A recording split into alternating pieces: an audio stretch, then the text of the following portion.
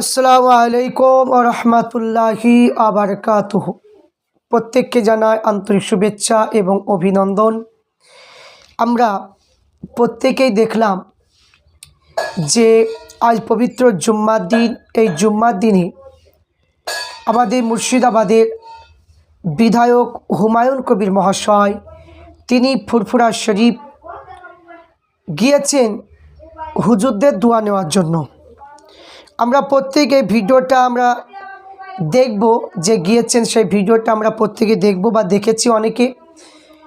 তো আজ হুমায়ুন কবির মহাশয় আমাদের ফুরফুরা শরীফ গিয়েছেন একটু সাক্ষাৎ করার জন্য।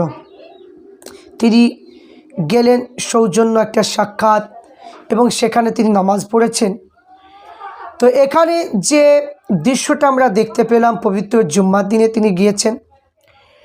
আমাদের প্রত্যেকের লক্ষ লক্ষ যুবকের আইকন পীরজাদা আব্বাস সিদ্দিকী ভাইজানের সঙ্গে তিনি সাক্ষাৎ করলেন।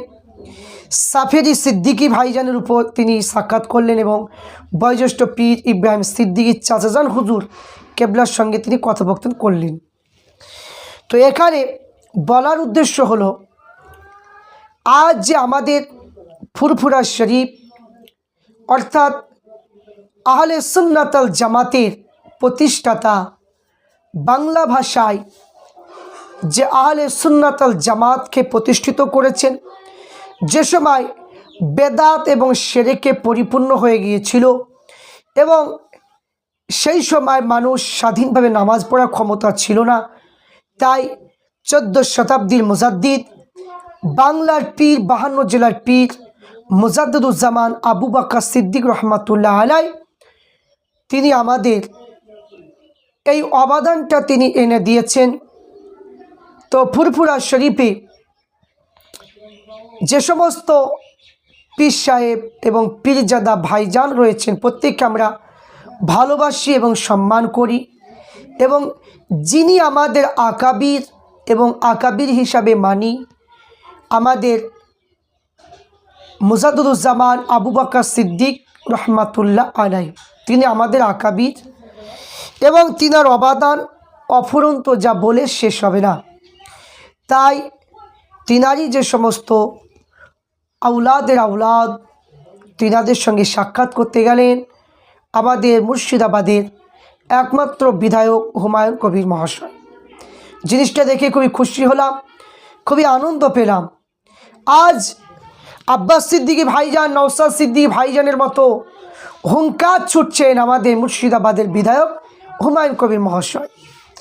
এই রকম করে যদি জাতি, ধর্ম, বর্ণ নির্বিশেষে প্রত্যেক মানুষের, গরিব মানুষের স্বার্থে, মানুষের চাকরি নেই, মানুষের রাস্তাঘাটের কাজ নেই, মানুষের চিকিৎসার ভালো ব্যবস্থা নেই, পড়াশোনার কোনো কিছুর তখিত রাখছে না, এবং সব সময় মনে হচ্ছে যেন রাজনীতিটা একটা নোংরার মধ্যে পরিণত হয়ে গিয়েছে।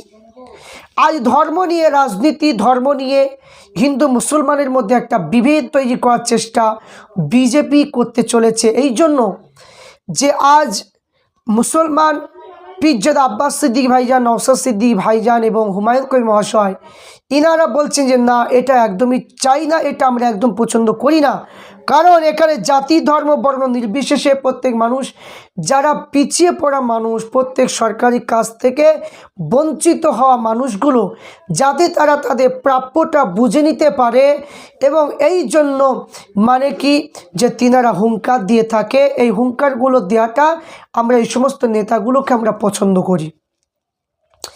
আজ মুসলমানের ওয়াকফ সম্পত্তি চলে যাচ্ছে সরকারের অধীনে।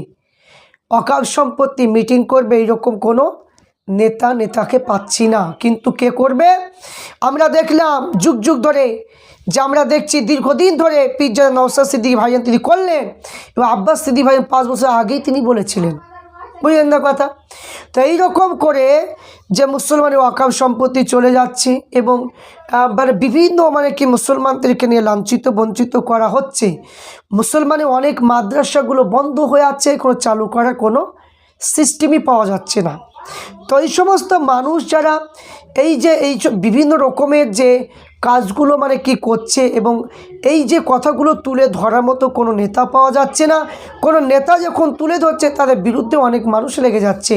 তা আমার একটাই বড় উদ্দেশ্য হলো যে আমরা যাদেরকে দেখতে পেয়েছি, পীর আব্বাস সিদ্দিকী, নওশাদ সিদ্দিকী ভাইজান এবং আমাদের মুর্শিদাবাদের হুমায়ুন কবির মহাশয়, তিনারা মানে হুঙ্কার দিচ্ছেন এবং দেবেন, এবং আমরা প্রত্যেকেই তিনাদের সঙ্গে থাকছি এবং থাকব।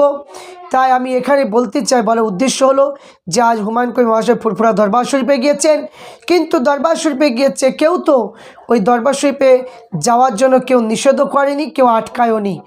এই যে ফুরফুরা শরীফে 21, 22, 23 ইসলের সওয়াব হয়, এই ইসলের সওয়াবে আপনার লক্ষ লক্ষ মানুষ হয়, 3 দিন ধরে ইসলের সওয়াব হয়। সেখানে মানে যে কোনো দলের মানুষ মানে কি যেতে পারে, যে কোনো দলের নেতা মন্ত্রী সবাই যেতে পারে, হিন্দু মুসলমান সবাই যেতে পারে, কারো বাধা দেওয়া হয় না, কাউকে আটকানো হয় না। কিন্তু আমরা দেখতে পেলাম যে একটা ধর্মীয় যে একটা অনুষ্ঠান ইজতেমা করা হয়েছিল যে হুগলি জেলাতে, সেই ইজতেমায় হুমায়ুন কবির মহাশয়কে যেতে দেওয়া হয়েছিল না। এটা বড় মানে একটা বড় মানে ষড়যন্ত্র, আর এটা বড় দুঃখের বিষয় ছিল যে এই রকম কাজটা করা একদমই উচিত হয়নি। তাই আমরা আজকে যে ভিডিওটা দেখলাম অবশ্যই খুবই ভালো লাগলো। তাই এখানে প্রত্যেককে বলবো আপনারা প্রকৃতির নেতা চিনুন, এবং আর মানে কি আপনারা আর ভুল রাস্তায় যাবেন না, সঠিকটা আপনার চেনার চেষ্টা করুন।